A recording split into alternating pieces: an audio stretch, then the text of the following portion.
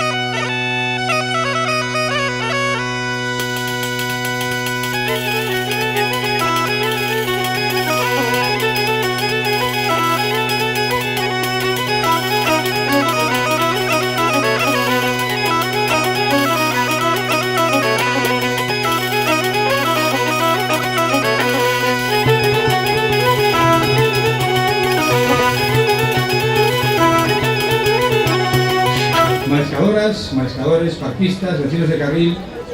Si la almeja carrilense no existiera, habría que inventarla, pero sin vosotros no habría invento posible ni nada que inventar.